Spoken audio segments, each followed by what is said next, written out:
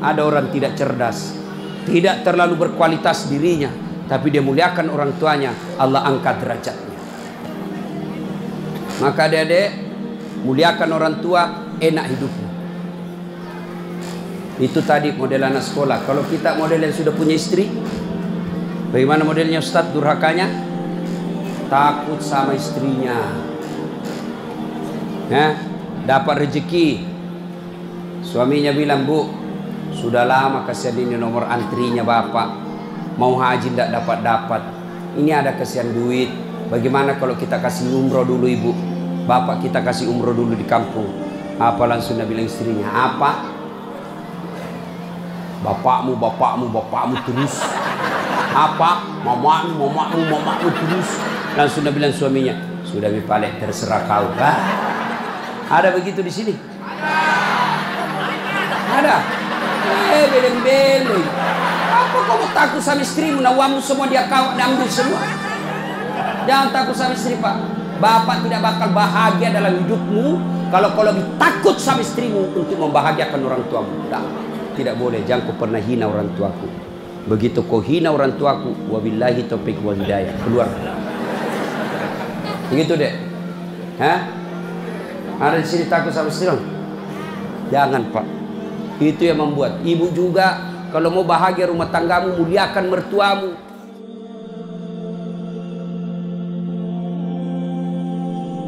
Kenapa agama diajarkan al-jannatu tahta aqdamil ummahat?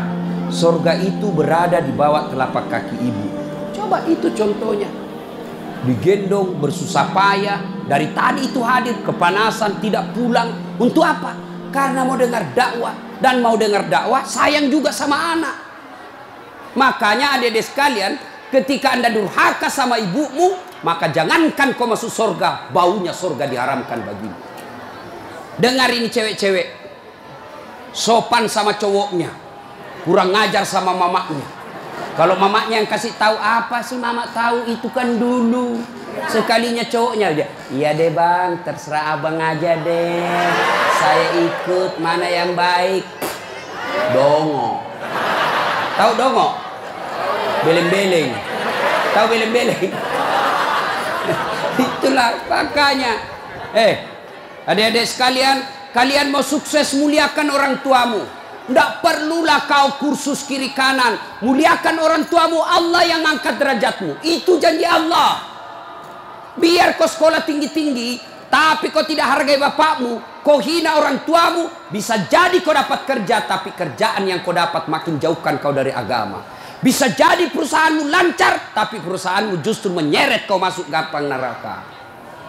Ada orang tidak cerdas, tidak terlalu berkualitas dirinya, tapi dia muliakan orang tuanya, Allah angkat derajatnya. Maka adik-adik, muliakan orang tua, enak hidupmu. Itu tadi model anak sekolah. Kalau kita model yang sudah punya istri, bagaimana modelnya Ustadz durhakanya? Takut sama istrinya. Dapat rezeki, suaminya bilang, Bu, sudah lama kasihan ini nomor antrinya Bapak, mau haji tidak dapat-dapat, ini ada kasihan duit, bagaimana kalau kita kasih umroh dulu Ibu, Bapak kita kasih umroh dulu di kampung. Apa langsung dia bilang istrinya, apa? Bapakmu terus. Apa? Mamamu terus. Langsung dia bilang suaminya, sudah Mipalek, terserah kau. Ada begitu di sini? Ada. Beleng-beleng. Apa kamu takut sama istrimu? Nawamu semua dia kau ambil semua. Jangan takut sama istri, Pak. Bapak tidak bakal bahagia dalam hidupmu kalau kau lebih takut sama istrimu untuk membahagiakan orang tuamu. Makanya hidupmu susah dalam rumah tangga. Kenapa? Istrimu kurang ngajar sama ibumu. Maka bilang sama istrimu, jangan coba-coba sakiti perasaan ibu saya.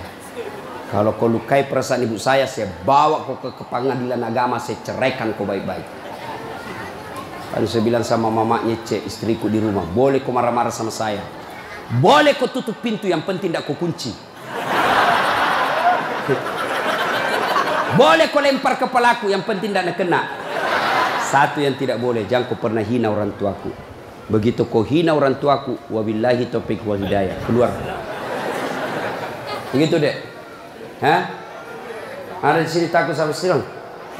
Jangan Pak. Itu yang membuat ibu juga kalau mau bahagia rumah tanggamu, muliakan mertuamu. Datang mertuamu dari kampung, dari Sulawesi Selatan, hormati. Jangan baru duduk mertua dia bilang, kapan ki pulang mak?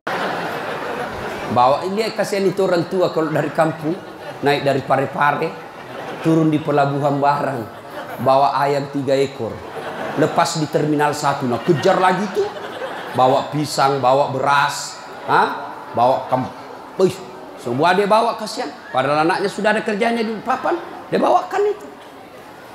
Begitu cintanya orang tua kepada anak. Jadi wajar kalau ibu bapak kurang ajar, tidak akan mendapat berkah dalam hidup. Muliakan orang tua ya. Kalau ada yang tanya-tanya, kenapa hidupku susah selama ini? Nggak usah tanya jalan lain. Durhaka sama orang tua. Orang tuaku sudah meninggal Ustaz. Cara berbuat baiknya. 1, doakan. Allahumma gfirli wali walidayya warhamhuma kama rabbayani. Saya heran lihat-lihat kita. Kalau tangannya ulama kita cium bagus.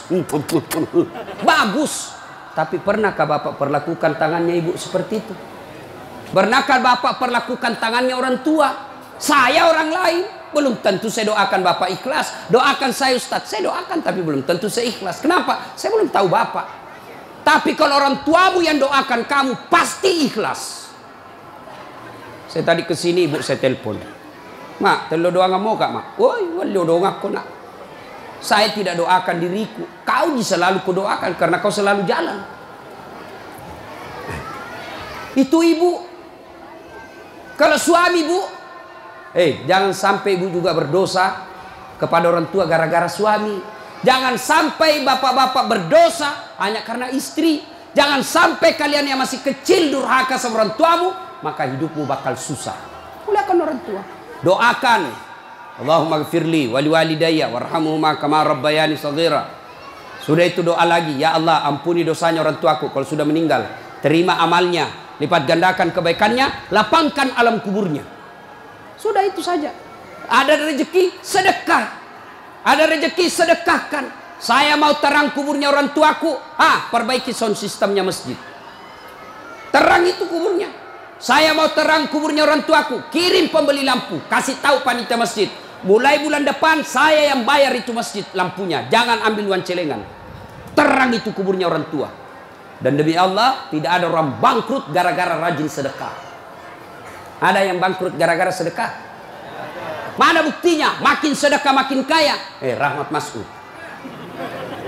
Coba lihat. Orang datang itu, bos, membayar ke bos. Bos, baju sekolah bos. Bos, istriku melahirkan. Bos, terbakar anuku. Bantu. Tapi mana ada yang bangkrut kalau rajin sedekah? Tidak ada Pak. Kenapa Bapak Ibu miskin? Kalau selalu minta-minta. Berhenti minta-minta, Allah kasih kau kaya. Sedekah. Saya tidak bisa sedekah dengan duit. Sedekah kau dengan tenagamu. Saya tidak bisa sedekah banyak-banyak. Sedekah dengan apa? Lihat itu masjid. Oh, sudah kotor anunya. Apa namanya itu? Kudungnya. Putih bukan, coklat bukan, hitam bukan, dikat diam nih. Sudah, bawa masjid satu kudung. Itu sedekah. Oh, masjid antara masjid dengan toilet jauh. Sedekah dengan sandal swallow. Nah, curi orang, tidak ada urusan. Itu sedekah. Kita lihat karpet, sudah jelek, sedekah dengan karpet. Insyaallah banyak pahala. Hari Jumat kita kirim air botol gelas ke sana. Air gelas ke sana, orang minum itu sedekah. Saya cuma bisa nasi bungkus 10 saya sumbang hari Jumat, itu sedekah. Allah tidak lihat banyaknya, yang penting ikhlas banyak daripada sedikit tidak ikhlas. Sedekah. Serius. Sudah sedikit tidak ikhlas lagi. Mending banyak ikhlas. Iya toh? Panasnya di. Nggak bisa konsentrasi sejenak. Lewat-lewat ketawa itu Kak Bos. Nah, ibu bapak,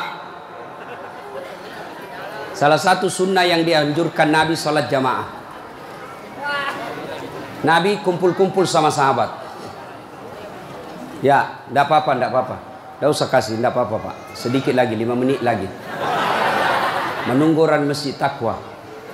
Ya, Nabi, saudara-saudara sekalian, kalian yang tetangga dengan masjid wajib datang berjamaah. Bertanya sahabat, mana tetangga masjid ya Rasul?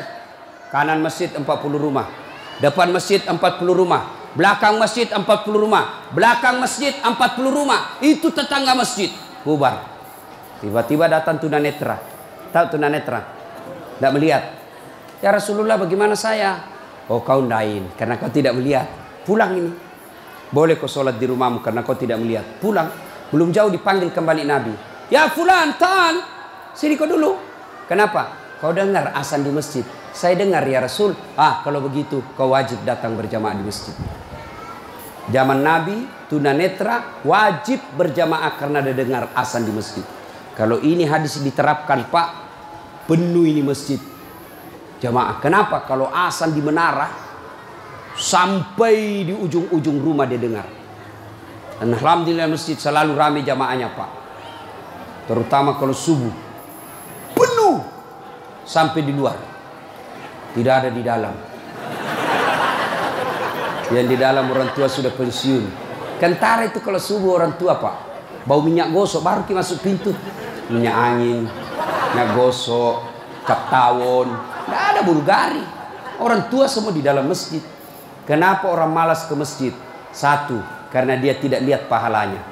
Coba kalau Pak Rahmat Mas'ud umumkan, siapa yang datang sholat berjamaah subuh dapat beras 50 kilo, pembeli pulsa 200.000. Jam 5 sholat subuh, jam 10 malam sudah pesan masjid sampai di luar. Kenapa? Karena dia lihat pahalanya. Yang kedua, kenapa orang malas ke masjid? Karena dia tidak tahu pahalanya. Dengar bapak-bapak ini, terutama kita yang sudah muka-muka sakaratil maut ini, yang sudah tua ya, rajin-rajin ke masjid Pak. Berdoa mudah-mudahan bapak lagi sujud ajal menjemput. Apa keutamaan berjamaah di masjid? Satu, kalau hujan, basah baju, atau kena debu melengket di badan, ke masjid, bajunya yang basah itu melindungi dia nanti di pada masa. Tahu mantel Pak? Hujan, kalau hujan pakai payung. Apa tujuan itu payung? Supaya bapak tidak kena air. Supaya ibu tidak kena air kalau pakai baju mantel. Begitulah fungsinya baju yang basah. Ketika bapak ke masjid dan gerimis, basah baju itu bapak yang melindungi bapak agar tidak disentuh api neraka. Sudah. Coba jangan juga salah paham. Teman-teman sudah dengar begini, hujan keras dia buka payungnya. Pergi di jalan, belen-belen namanya itu. Ya. Apalagi keutamaan berjamaah di masjid? Kata Nabi, kalau kau wudhu dulu, lalu kau datang ke masjid, langkah-langkah kakimu adalah jihad fisabilillah. Melangkah kaki kanan, 1 pahala dicatat. Melangkah kaki kiri, gugur dosa kecil. Jadi kalau 300 rumah masjid, dari rumah tak dari masjid, 300 meter kali 2, 600 meter. Berapa langkah kaki itu bapak dapat? Apalagi kalau bapak jalan begini. Berapa langkah kaki itu? Iya toh. Apalagi kalau bapak keliling-keliling dulu ke kampung baru. Pas sampai di sini, selesai orang sholat dong. Apalagi keutamaan berjamaah di masjid. Seluruh materi yang kita lewati, pagar, tembok, dinding, aspal, tumbuhan, semua jadi saksi. Dia akan berkata, ya Allah, jangan kau masukkan dia neraka, masukkan dia surga. Saya saksinya. Tanggal 26 November dia datang berjamaah masjid. Saya yang lihat.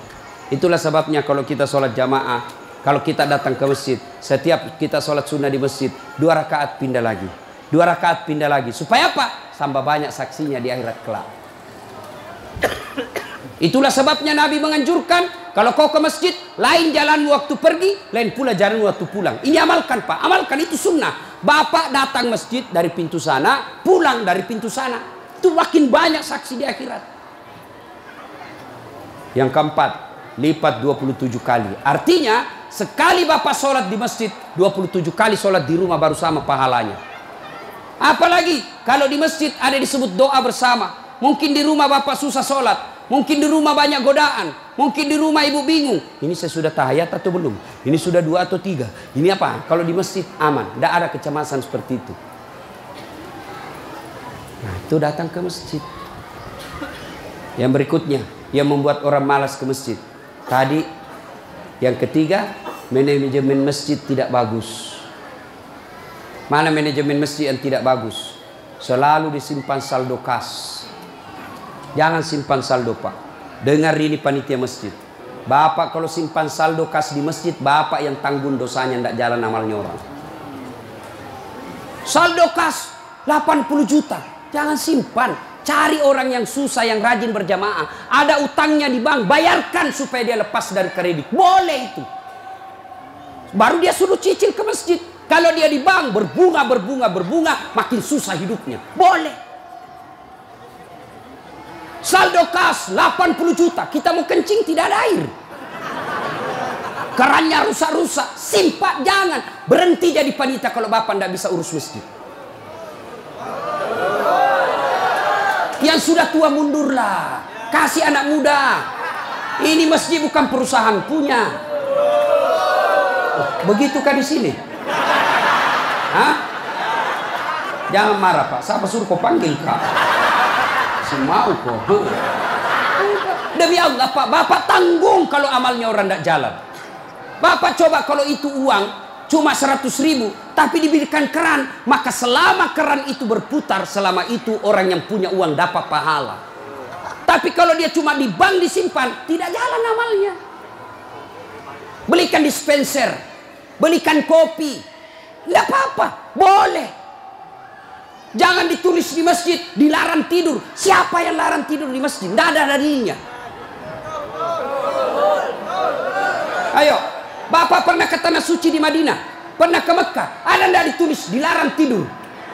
Tidak, Pak. Barangkali ada orang tidak bisa tidur di rumahnya, dia datang ke masjid supaya bisa tidur. Itu memang boleh. Yang tidak boleh ngiler. Maka kalau kau mau tidur di masjid, bawa kau bantal. Kalau tidak bisa kau gelisah kau di rumahmu, bertengkar kau sama istrimu, istrimu ngomel terus. Maka dia bilang, jangan kau pulang, merdeka. Bodoh itu istri sekarang kalau Nabi bilang sama Tuhan, jangan kau pulang. Oh, gembirai. Langsung Nabi bilang pacarnya, sini kau sayang, di rumahku kau tidur, kulayani kau dengan baik. Sudah. Jangan ditulis, jangan bawa anak-anak berisik. Bersyukur kalau masih ada anak-anak berisik di masjid.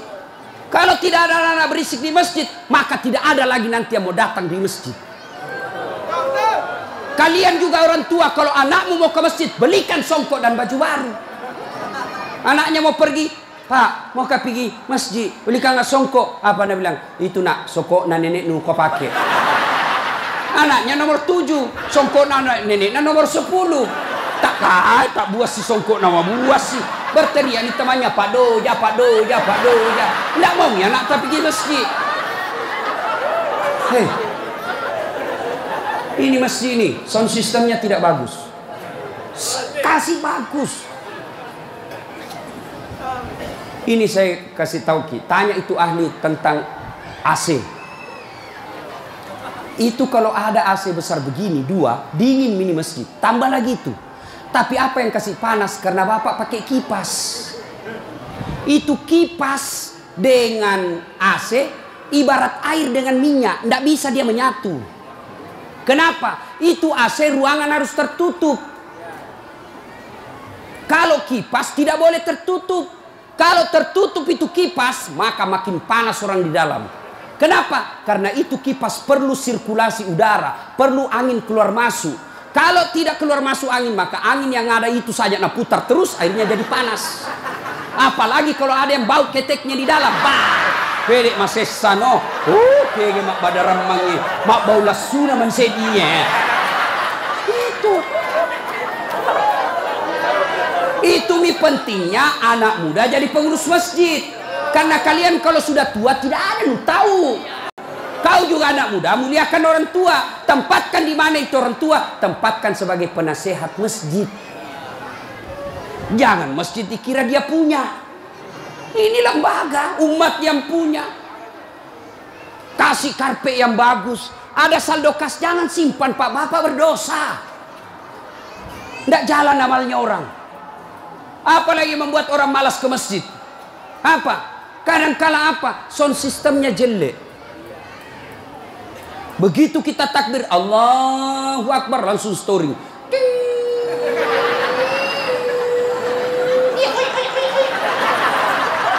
Mau ki perbaiki, sudah maki takbir, terpaksa si tangan ki.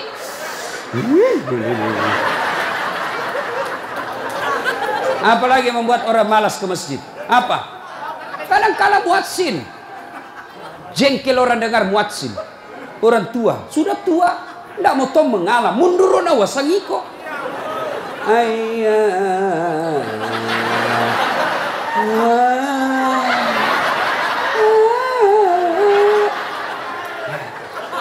Namun dari iya siro tomato, iya siro. Coba. Iya. Apalah yang membuat orang malas ke masjid? Kadang-kala penceramah. Kita di rumah sudah bertengkar istri, di kantor mumet pikiran. Kita datanglah ke masjid dengar ceramah, mudah-mudahan kita dapat pencerahan. Ini bukan pencerahan, nak kasih takut kita terus dibakar pantatmu, ditusuk. Udah bilang nggak boleh.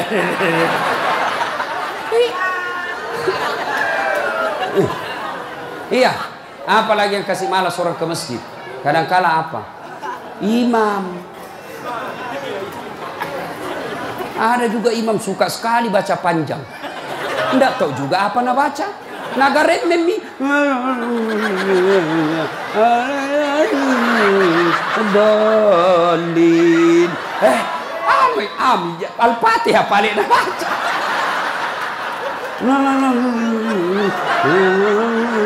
Dalin. Malam petoni tidak jelas. Makanya kata Nabi, kalau kau jadi imam, dengar ini Pak Imam. Satu, baca kau yang ringkas. Kenapa? Karena jamaah kita di belakang macam-macam. Ada yang sudah tua tidak bisa lama berdiri. Ada anak muda yang baru datang, tidak senang yang lama-lama. Pulang di masjid, enak sembahyang di masjid. Ampun Ma Ustaz. Kenapa? Dia bilang itu masjid aliran sesat. Kenapa aliran sesat? Dari sembahyang subuh 3 rakaat. Bukan 3 rakaat, sujud tilawah nama itu dong.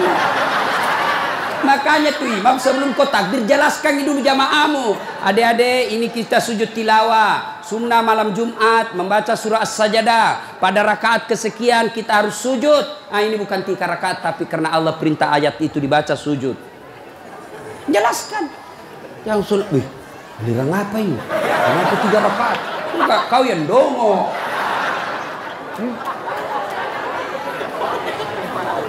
Tidak bisa orang lama-lama di belakang Pak.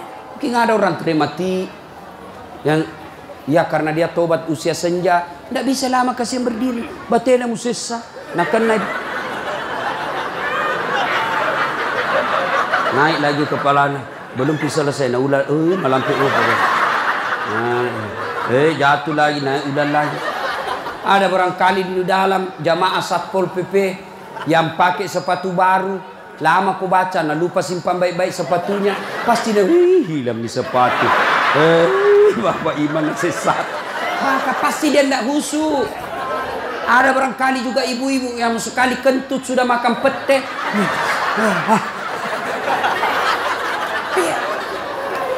Ya, yang kedua kata Nabi, kalau kau jadi imam, baca yang umumnya orang hafal.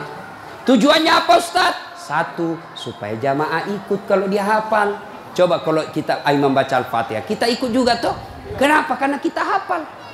Tapi coba imam membaca surah Al-Baqarah ayat 10 sampai 120. Nah, imam sibuk dengan bacanya, kita sibuk dengan hayalan tak. Mau ikut, tidak dihafal. Mau ruku, belum ruku, terpaksa dibaca semua pengumuman masjid.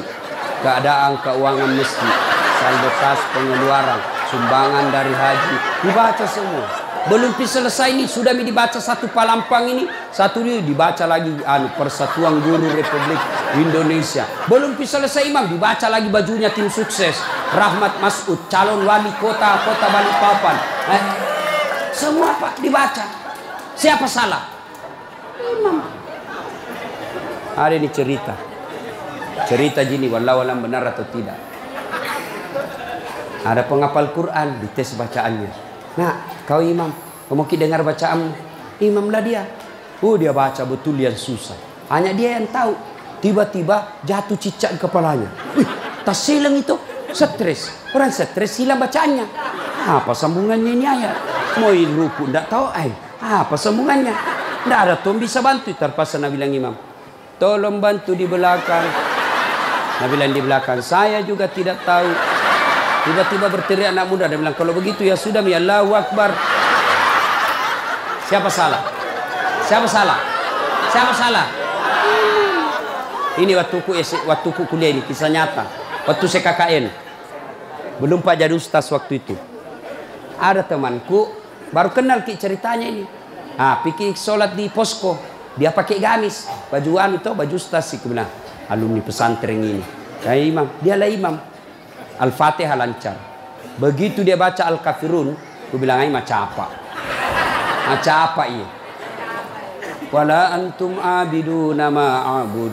Wala ana abidum ma'abattum. Wala antum abiduna ma'abud. Wala ana abidum wala antum abid. Wala ana. Jengkel temanku yang anak fakultas sastra. Langsung teriak. Nabi bilang, woi kenapa itu tak putar-putar tidak mau sampai? Nabi bilang, ini imam. Ilmi juga kupikir. Kacau sholat. Siapa salah? Siapa salah? Imam. Ini waktuku SD di kampung sembahyang asar. Sujud Pak Imam lama sekali. Apa ini imam lama sekali sujud? Tiba-tiba ada temanku nangkak kepalanya sembahyang asar tuh. Dan tidak ada imam. Ternyata imam keluar dari pintu samping. Kacau sholat bubar. Tidak ada imam. Selesai sholat ditanya, Pak Imam, kenapa kau tinggalkan saf? Nabi bilang, kentut kanan. Pak Imam, lain kali kalau Bapak Imam kentut, kasih bangun ki dulu supaya dilihat kau pergi. Nabi bilang, ku sengaja nak karena malu aku lihat. Kacau sholat. Siapa salah? Siapa salah? Imam. Makanya agama mengajarkan dalam fikih sholat jamaah, hati-hati milih imam. Makmum siapa saja boleh jadi makmum. Mulai orang gila sampai orang sadar boleh jadi makmum. Mulai orang dewasa sampai belum balik boleh jadi makmum. Mulai orang cerdas sampai orang blow on boleh jadi makmum. Imam tidak boleh. Hati-hati. Kenapa? Salah imam kacau sapu. Maka hati-hati. Kalau salah imam bubar jamaah. 2020 yang akan datang, Balikpapan akan milih imam. Wali kota. Kalau kau salah milih wali kota, sengsara hidupmu. Mengerti maksudku? Mengerti itu? Siapa yang panggil kak? Hah? Ada juga calon wali kota, datangkan artis. Tahu pernah mama ustaz. Kalau artis nak datangkan kibu, terancam kibu. Datang itu artis, kelihatan dadanya, kelihatan pahanya, nak goyang di depannya suami tak. Enggak juga nak kasih lihat kipahanya pak, nak kasih lihat saja. Dia tu apa keteni-teni kipak. Enggak nak kasih pegang, dikasih lihat saja. Cancing-cing. Ada itu Pak Haji menontonnya. Coba kalau ustaz nih, kita dah tahu ini salat jamaah. Itu enaknya kalau calon pemimpin kita yang juga calon pemimpin dekat dengan ulama. Jangan kau musuhi ulama. Yang penting jangan jadi manusia jarum apa itu? Jisamsu. Tahu jisamsu? Janji manis nyatanya palsu. Insya Allah para rahmat tidak begitu. Perlu ini perlu. Dia tanya, Ustadz bagaimana kalau perempuan? Boleh ibu perempuan ke masjid, tapi tidak dianjurkan. Tapi kalau mau ke masjid, jangan dilarang kata Nabi. Kenapa perempuan dulu tidak dianjurkan ke masjid? Karena dulu tidak aman. Kalau pergi sendiri diculik dan diperkosa dulu. Sekarang di Manggar aman. Siapa mau culik, apalagi kalau ibu sudah 60 tahun. Siapa mau culik ibu, bikin susah. Ada remaja. Ini ustadz yang ceramah. Tidak pernah saya pondok pak. Tidak pernah saya sekolah pondok. SD sekolah umum, SMP sekolah umum, SMA sekolah umum, sarjana sekolah umum, S2 sekolah umum, S3 sekolah umum. Di mana saya belajar agama? Datang ke masjid. Saya kalau Ramadan dulu zaman SMP dan SMA, saya sudah bermalam di masjid. Waktu itu belum saya tahu apa itu itikaf. Tapi ternyata itulah itikaf, tinggal di masjid. Apa kerjaku? Kalau sudah jam 2 teriaklah saya di masjid. Sahur, sahur, sahur. Kalau ada lebih kue bawa sedikit ke masjid. Kita mau juga buka puasa, mau makan sahur di sini. Cuma ada dulu imam di kampungku aneh-aneh Pak. Berteriak ini bilang, jangan Pak, jangan Pak. Orang kaget semua. Ih, siapa yang pukul Pak Doja? Oh, lari semua orang ke masjid. Jangan Pak. Ternyata jam 4. Kacau orang. Sudah itu ditegur, jangan bilang jangan Pak. Karena Pak Doja tidak tahu. Nah bilang lagi, sahur, sahur. Sudah jam 3 lewat 60 menit. Ih, cocok tahu jangan Pak. Ayo, ibu bapak, saudara-saudara sekalian. Kita juga jamaah, ada aturannya. Sudah ya? Nah, karena sudah waktu, dari tadi saya tunggu, alhamdulillah. Kalau masih mau dengar ceramah, kita pergi rame-rame ke Masjid Taqwa. Kan tidak dibayar gitu. Nah, kita sama-sama lah ke sana. Ini saja tausiah kita, mudah-mudahan ada manfaat. Nah, Bu, serius Ibu. Ibu ngambil uang sogok misal 300.000. Ya? Lalu Ibu makan. 40 hari ke depan setelah makan uang haram itu, jangan Ibu mati. Kalau Ibu mati, maka Ibu mati dalam keadaan kafir. Kenapa ada barang sogok dalam perutnya? Sia-sia bermajelis taklim 30 tahun. Sia-sia mengaji selama 10 tahun kalau Ibu mau disogok. Bisa? Ayo, mari ciptakan Balikpapan pil caleg bersih dari sogok. Bisa? Bisa? Bu, jangan Ibu. Ibu tidak usah cemas soal perut. Allah yang ngatur rezekinya Ibu. Ibu ambil 300.000, berapa kali makan habis, dosanya dibawa sampai mati. Dan demi Allah, tidak ada orang mati kelaparan di Balikpapan. Kenapa? Allah yang jamin rezekinya Ibu. Percaya? Mana buktinya? Saya kasih contoh. Itu perut Allah yang ngatur, rezeki makan Allah yang ngatur. Mana buktinya? Cicak. Tahu cicak? Apa dia makan cicak Ibu? Nyamuk. Masuk akal enggak? Enggak, satu terbang, satu di dinding. Mana bisa ketemu? Di dinding cicak. Mana bisa? Iya. Tapi lagu saya waktu kecil apa dia bilang? Cicak-cicak di dinding, diam-diam merayap. Datang seekor nyamuk. Hap. Nyamuk yang datang. Lagu tidak bilang cicak lompat ke nyamuk. Jadi jangan sogok Bu ya. Ya. Ibu datang pengajian-pengajian, kalau ada caleg yang undang, datang dengan niat dapat ilmu, bukan karena dapat jilbab. Ya. Kalau Ibu niat dapat ilmu di akhirat kelak, Allah cari mana Ibu yang datang karena pengajian mau dapat ilmu, ini hadiah dari kamu. Saya kasih kau hadiah surga. Tapi mereka yang datang karena ngejar seragam, ngejar sembako, ngejar jilbab, dia akan berkata kepada Allah, ya Allah, mana pahalaku pengajian? Allah berfirman, kau dulu pergi pengajian, kamu kau dapat jilbab toh? Kau sudah dapat min, tidak ada kau dapat sekarang cilaka. Masih mau kok? Jelas? Nah, berikutnya. Lalu Nabi berkata, masalahnya nak suka jika. Nabi bilang, Nafisah, tenang, saya punya urusan.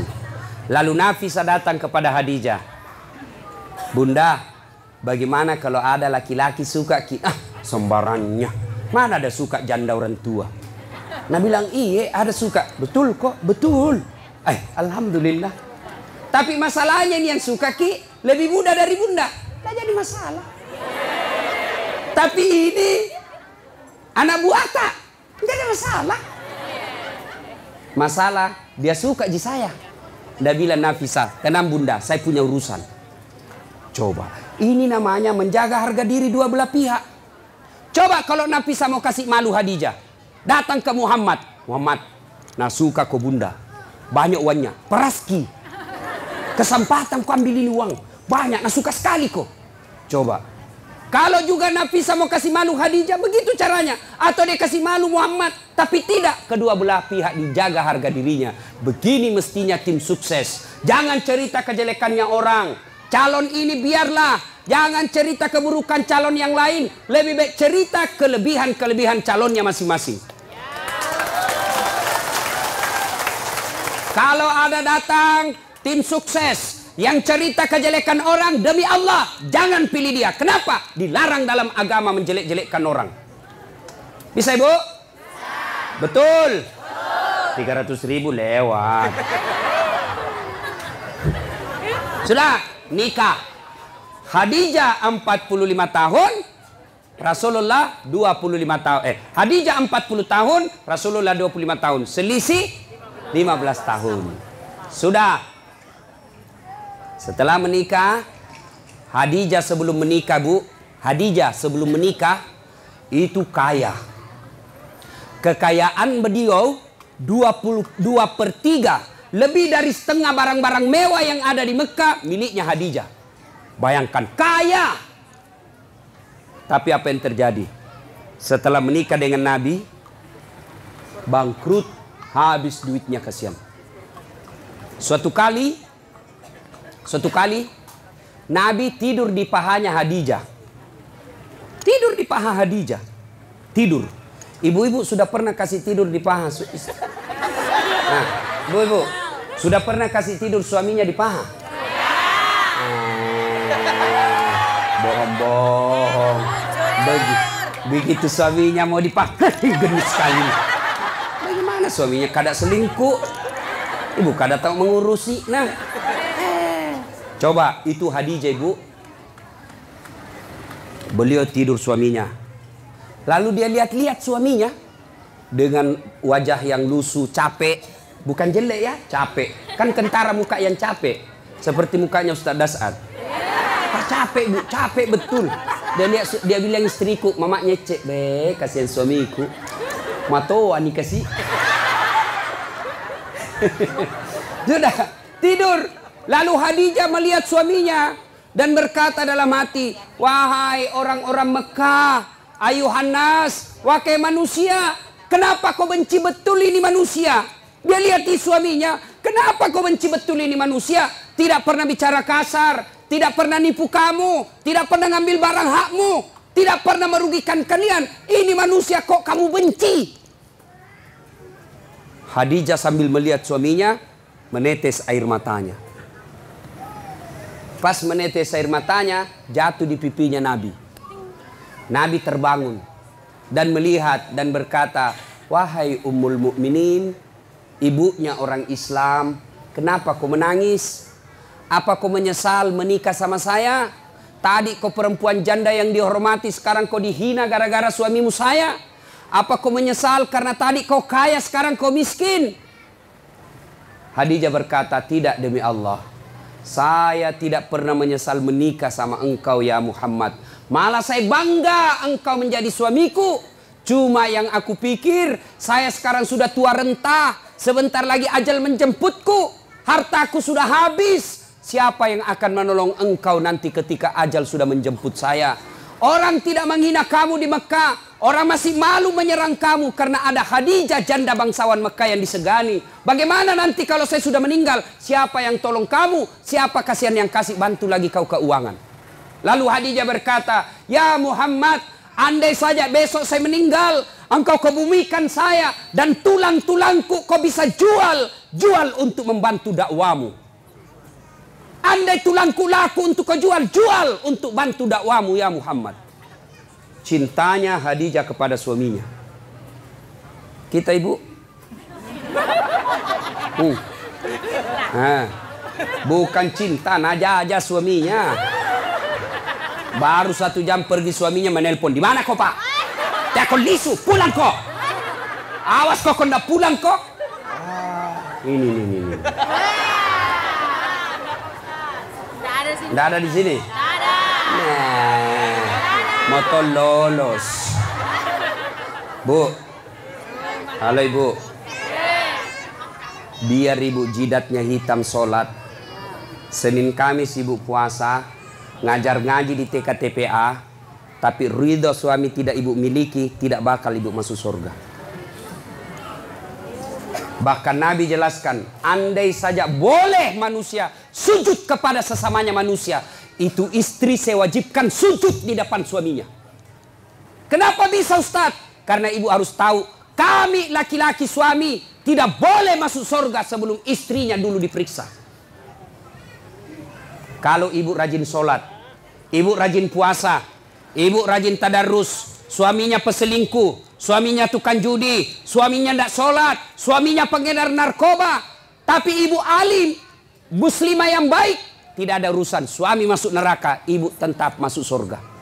Bahkan Nabi menjelaskan istri yang taat sama suaminya, padahal suaminya pembuat maksiat, kata Nabi, nih 7 surga kau masuki, tadkhulul jannati bisalam. Pilih kau ini 7 pintu surga mana kau masuki. Meskipun suamimu bajingan. Beda kami laki-laki. Suaminya ulama, suaminya penceramah, suaminya hafiz Quran, tapi istrinya tidak pakai jilbab. Suami istrinya suka pi bertetangga bertengkar, suaminya suka menghasut, suaminya suka ngambil kue kalau pi pengantin. Istrinya.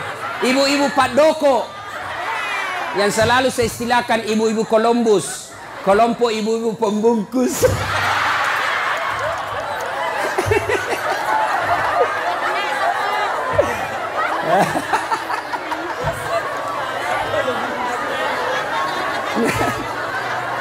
Pergi pengantin, nasa ngogilo turung, pergi membantu padahal membantu kasih habis kue. Jangan bu, tidak boleh ya ibu majelis taklim, tidak boleh ibu Columbus. Nah ya, biar sepupu yang punya acara kalau tidak minta tidak boleh. Nah, kalau istrinya durjana seperti itu, padahal suaminya ulama, demi Allah, tidak boleh di laki-laki masuk surga sebelum dia temani istrinya masuk neraka. Makanya ibu, jangan sakiti perasaan suami. Susah jadi suami bu, kami tanggung dunia akhirat. Ini suka dia takut-takuti suaminya. Kalau ada tamunya suaminya, dia tidak ngomong tapi matanya. Ada juga itu istri begitu. Dia pelototi mata suaminya. Ada begitu di sini toh?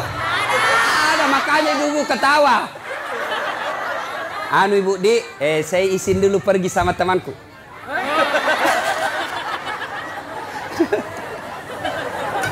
Nah, subhanallah, Khadijah, itulah Khadijah. Karena waktu yang terbatas.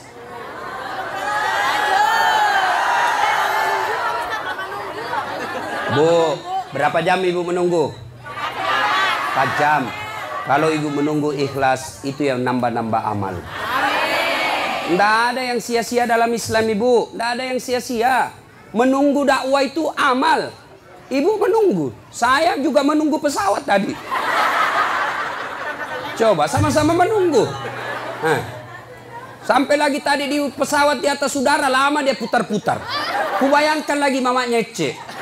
Bagaimana kalau saya mati? Siapa yang... janda istriku masih muda.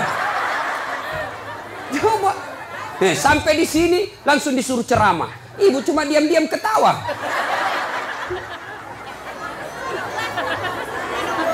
Minum, saya puasa ibu.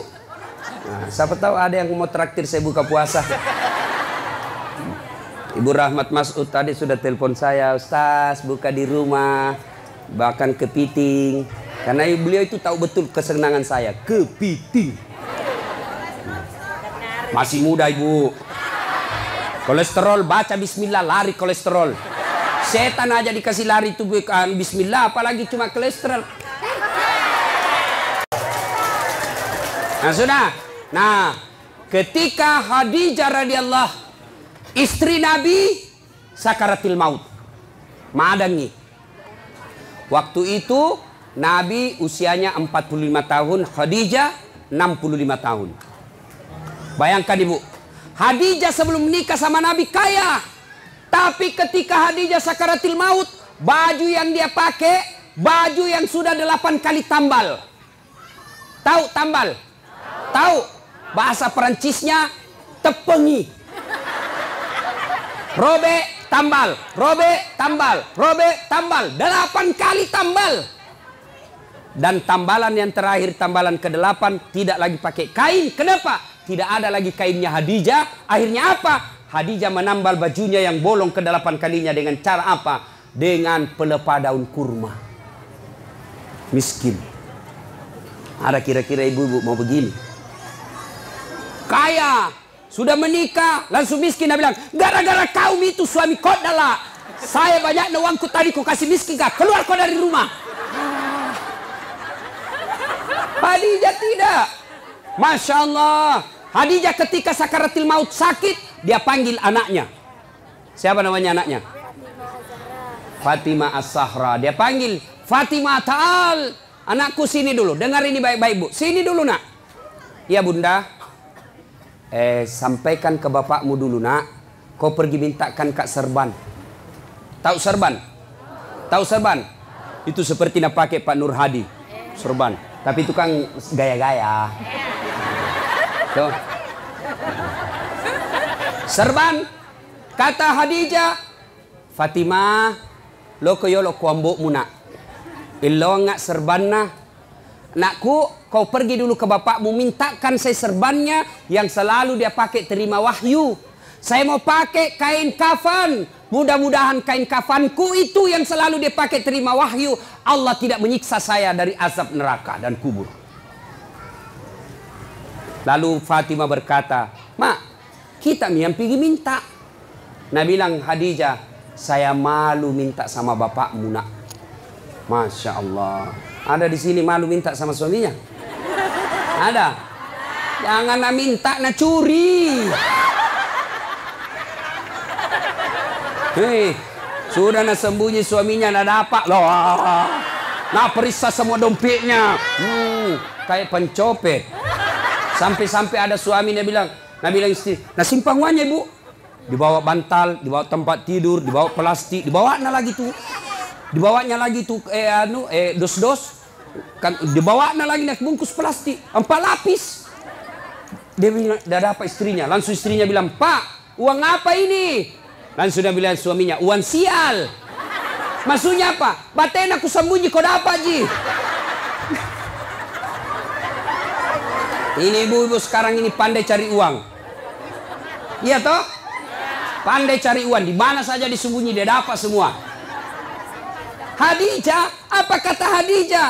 Saya malu minta sama bapakmu. Bayangkan, habis hartanya untuk nopang suaminya, minta serban, malu. Bayangkan. Didengar sama Nabi. Dengar sama Nabi. Nabi lalu datangi istrinya. Ya Ummul Mukminin, habis hartamu untuk bantu dakwah. Capuk waramparamu malu tulung. Hanya ini keserban yang kau minta dan itu pun kau malu menyatakannya. Nabi menetes air matanya. Lalu kata Khadijah, saya minta kain serban yang engkau selalu pakai nerima wahyu. Mudah-mudahan kain serban itu jadi kafanku sehingga saya tidak tersiksa di alam kubur. Mendengar itu datang Jibril. Datang Jibril bu. Jibril sampaikan kepada Nabi, ya Muhammad, sampaikan kepada Khadijah. Masya Allah. Karena Jibril tidak boleh langsung bicara sama Khadijah. Kenapa? Hanya Jibril boleh berbicara kepada Nabi dan Rasul. Namun manusia tidak boleh. Jibril sampaikan kepada Nabi, ya Muhammad, sampaikan kepada Khadijah. Ada salam dari Allah untuk Khadijah. Masya Allah. Allah yang titip salam sama Khadijah bu. Luar biasa. Kita saja titip salam dari orang lain. Sudah senang. Saya bayangkan bu. Saya pernah terima ucapan selamat hari raya dari Pak Yusuf Kalla. Ucapan selamat hari raya. Istana Wakil Presiden Republik Indonesia dengan ini menyampaikan selamat hari raya Idul Fitri, mohon maaf lahir batin. Taqabbalallahu minna wa minkum. Salam hormat Yusuf Kalla, Wakil Presiden Republik Indonesia, kepada saudara Das Atlati. Seterima itu bu, saya buka, saya kasih lihat semua sepupuku di kampung. Ita ko culi capok. Lihat kok sepupumu. Lihat kok. Itu baru manusia kita sudah bangga. Allah yang titip salam kepada Khadijah. Ya Muhammad, sampaikan ada salam dari Allah. Dan sampaikan kepada Khadijah, Allah sudah sediakan istana dalam surga. Subhanallah, sudah dalam surga istana lagi. Sampaikan kepada Khadijah, Allah sediakan istana untuk Khadijah yang terbuat dari mutiara. Tidak terbuat dari jamrud, tidak terbuat dari emas, tidak terbuat dari nikel. Terbuat dari apa? Nabi Jibril katakan terbuat dari mutiara. Kenapa? Khadijah punya sifat mutiara. Apa sifat mutiara? Ibu tahu mutiara? Hidup di dasar laut. Yang masuk ke dalam perutnya pasir. Yang masuk ke dalam tanahnya kerikil-kerikil.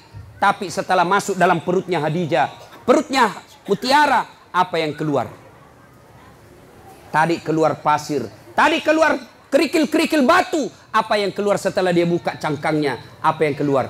Mutiara. Artinya Khadijah tidak pernah cerita keluhannya kepada orang lain. Ini yang ibu-ibu banyak miliki sekarang. Suka cerita kelemahannya, suka cerita masalahnya rumah tangga kepada orang lain. Bahkan lebih aneh lagi, dia cerita kelemahan suaminya di Facebook.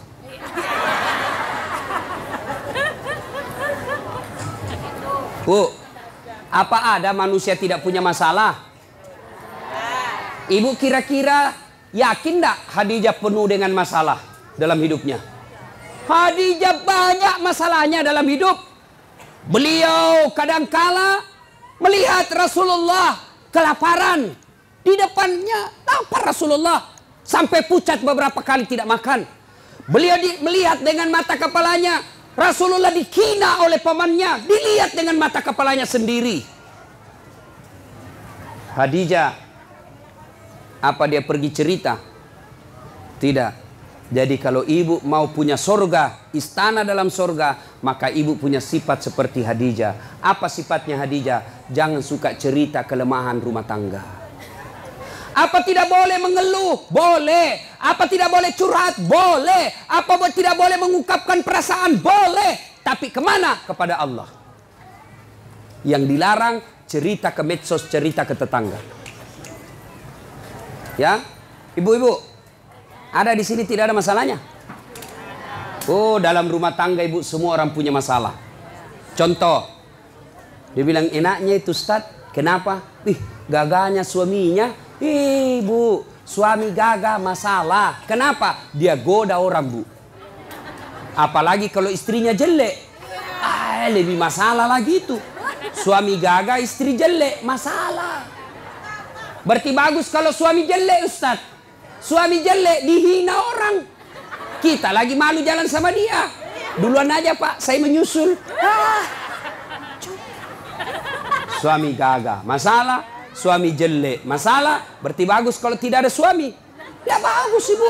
Nabi lagi ke orang Gasturi, gadis tua Republik Indonesia. Coba.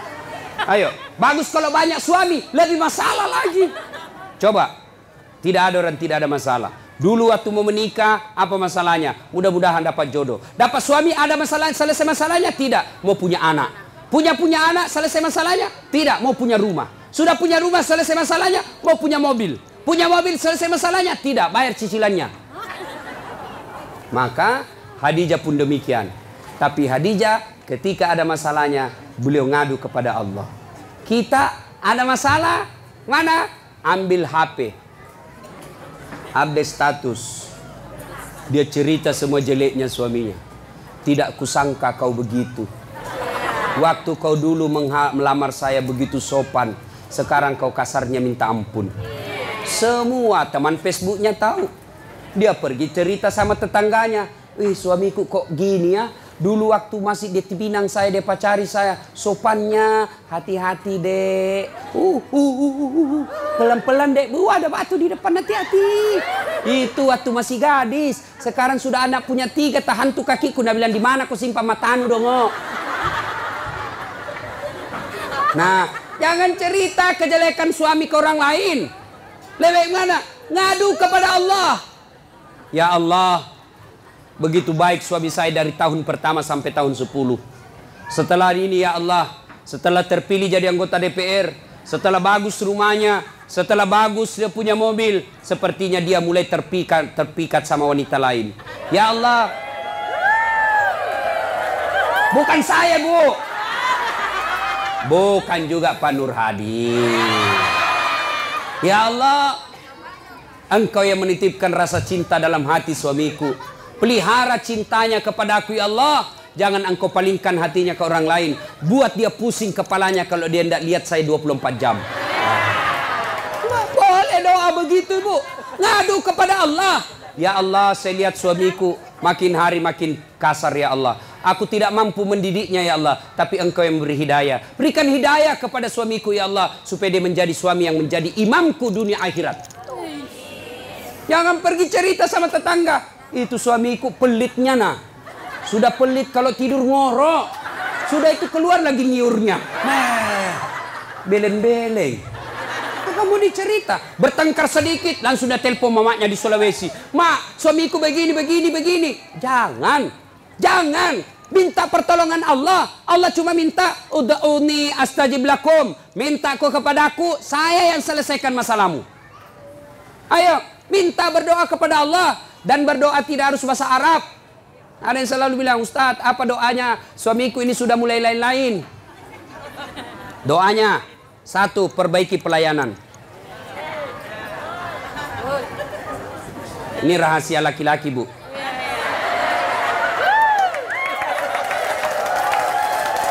Bu, yang kedua, hormati mertuanya, muliakan orang tuanya, saudaranya juga. Yang ketiga, ibu harus selalu cantik di rumah. Yang keempat, jangan bicara kasar sama suami. Kalau ibu mampu lakukan ini, suami mau kawin lagi, maka ada yang bantu ibu. Siapa? Mertua. Maka datanglah mamanya, hehehe. Agak si melo ma bene. Apalagi kau mau kawin lagi itu. Coba lihat itu istrimu, bagusnya Masya Allah. Kalau saya datang ke Balikpapan, saya belum bangun sudah siap sarapan. Saya tidak pernah kasar bicara sama saya. Adik-adikmu dihormati. Kau mau kawin lagi, belum tentu kau dapat perempuan lebih baik dari dia. Tapi ini nah, datang mertuanya kasar ngomong. Baru tiba dia bilang, kapan pulang ibu? Pintu bunyi terus, pak. Tidak pernah dihargai saudaranya. Maka begitu pulang kampung ke Sulawesi, apa nak bilang mamanya? Nah, saya kasih sekolah kau itu tinggi-tinggi supaya nak hormati ke orang. Kenapa justru istrimu tidak hormati kau? Apa itu istrimu itu? Tidak nak hargai saya, tidak nak hargai saudaramu. Padahal kau yang carikan uang. Sudah nih, kawin sama kau lagi. Kalau perlu sembunyi-sembunyi kau saja. Masih mau kau? Tidak. Itu laki-laki Bu terbantu perempuannya. Ini rantasa kita di rumah. Bajunya seadanya. Pakai daster tinggal sebelah. Ada badak picanya. Nah kasih bontek matanya. Pegang remote control. Nonton televisi nangka kakinya. Nangka kelepaknya menguap. Bagaimana suami tidak stres? Nah kira King Kong. Yang ketawa, saya serius ini Bu. Hancur ibu-ibu ini hancur.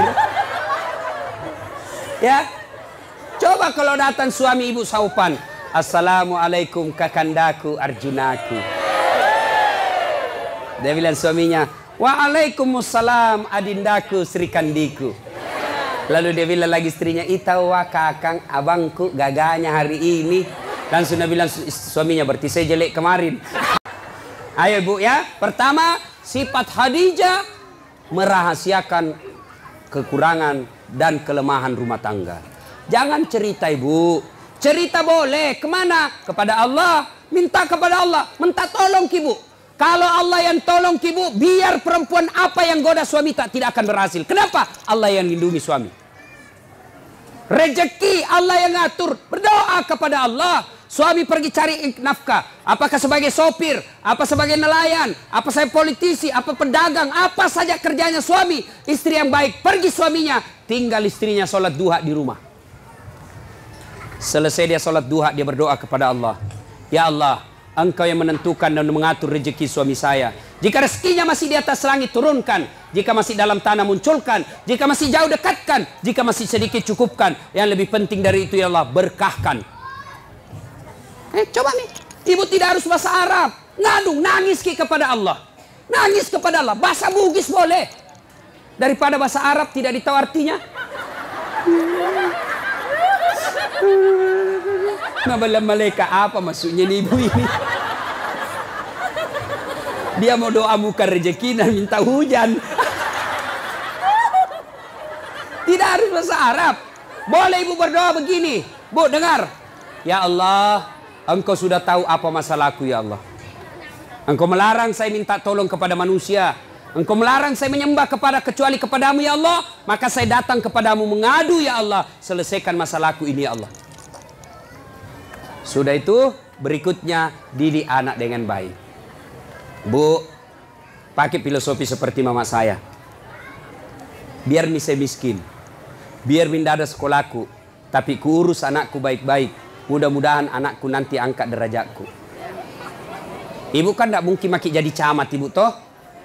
Tidak mungkin maki jadi di sini jadi bupati. Ya, susah ibu. Tidak mungkin mi.